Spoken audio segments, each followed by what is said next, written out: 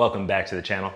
In today's video, we're going to be taking a look at one of the newest products from Hyperice, their new Hyperice Go Vibrating Foam Roller. Now, I haven't really reviewed foam rollers on the channel before, but they are something that I use as part of my workout routine before I stretch. And this is a neat little product that I got from Hyperice. It's a lot smaller than the previous foam roller I had. And in this video, I'm going to answer a lot of the questions that I had and you may also have. I'm also going to compare it to some of the other foam rollers that I have. Add it up, bankroll, euro, peso, add it up, I'm just doing me, everything is on me, oh you matter what, add it up, bankroll, euro, peso, add it up, I'm just doing me, everything is on me, oh you matter what, add it up, told her if it's all me, everything is on me, gon' back it up, matter what, told you I'ma do me, why you hating on me? Now that I put this little guy through its paces, it's time to give you guys my perspective on the Vyper Go, how it compares to its bigger sibling, the Vyper 2.0, and compare it to a traditional foam roller. Now the first obvious difference between these two, the Vyper 2.0 and the Vyper Go, are going to be the size difference. You can see here the diameter of the Vyper 2.0 is much larger. Now this is about 5.5, almost 6 inches in diameter, compared to this one where it sits at just about 4 inches in diameter. This makes it a lot smaller when trying to take it on the go, makes it much more portable. It's much easier to fit in a bag and you can still roll on it. It's still the same length as the Vyper 2.0 at 12 inches. Now because the Vyper Go is a little bit smaller in diameter, it makes rolling on it a little bit interesting.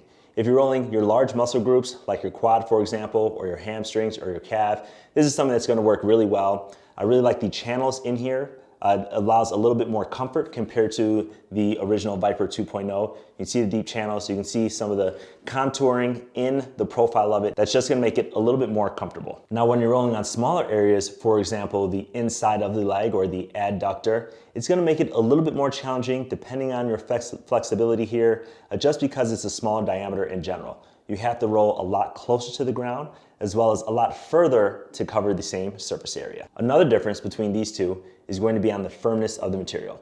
The Vyper 2.0 is a much firmer foam rolling material than the Vyper Go. Now that's really going to be personal preference.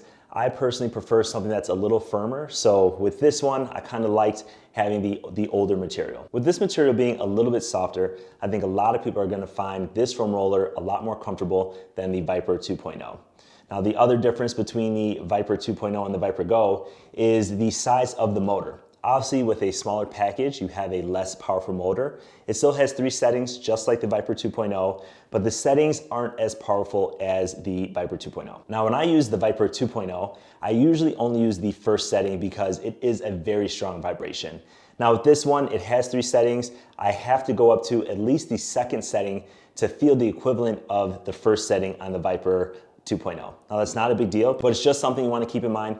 If you're going with the portable version, it's not going to be as strong and powerful as the Vyper 2.0, but it's still going to have the variability, the 3 speeds, and enough power for everything that you're going to use in a portable vibrating foam roller. One of the things I appreciate the most out of the new Vyper Go foam roller is going to be the weight of it. So not only is it a smaller foam roller, but it's a lot less weight. This weighs in at around 3 pounds, which is pretty heavy to carry around in a bag if you're taking to the gym, which I used to do almost daily, compared to this at just over 1.5 pounds, about 1.8 pounds. That difference seems a lot, and in a bag, you almost don't notice this foam roller compared to this much heavier 3-pound foam roller. In fact, the weight of the Vyper Go is almost the same as the weight of your traditional trigger point foam roller. This is a 14-inch foam roller, so it's a little bit longer, has the same diameter as the Vyper 2.0, so around 5.5, 6 inches. It's hollowed out in the inside, comes in at just over 1 pound, about 1.25. So that makes this less than half a pound heavier than a traditional foam roller with a hollowed out core.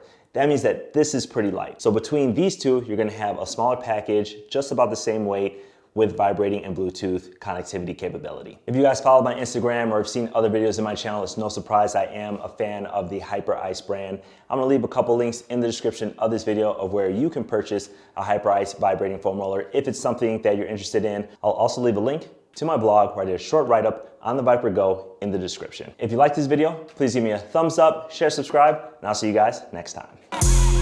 Do roll like a Mack truck, country heart, I might cop a farm and go act up. Lot of scars, I was cold hearted, now I'm backed up. Keep it real, I do this once a month, I don't rap much. I just take the money and go stack up. Only buying work her car till you tatted up. All that other bull, it don't matter much. You only climb